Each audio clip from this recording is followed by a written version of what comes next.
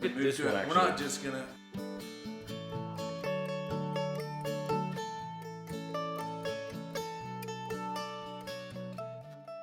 Here. Oh man, this is nice and tight.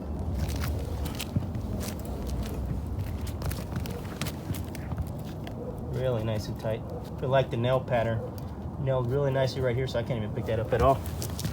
The hip, you can see it's all sealed down perfectly. That's good.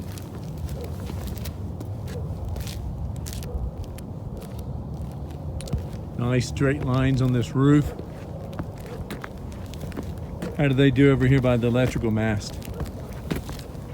Great job with the cutting. You can see they have a nice water trough around there, so no water's gonna get obstructed, so very good job.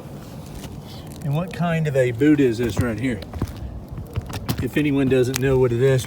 This is a split boot, so basically with the electrical mast, you know, to avoid getting an electrician out here to disconnect it inside the normal pipe jack over this, these have clips, so this is actually split here, so it's actually made out of rubber. You slide it around, wrap it around, and then when you put these clips in and seal them. You have a good water channel around this pipe jack? Yeah, you can see that. No obstructions, gonna travel freely around there. Same thing with this one. It's a little tight on this one side. Other than that, pretty good though. Looks like this could have been cut a little bit wider around here, so they could have had a better water trough around the static vents.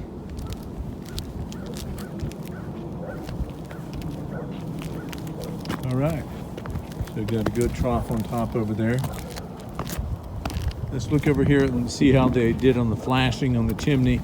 Nice cricket behind here. How do they tie in at the top of the cricket? Looks like they did a really good job where the ridge terminates into the slope over here. I like the way they did that. That looks good. And over here they have some product and they have some step flashing, so that looks good. That is good. That'll pass code. I know in Texas on the mini.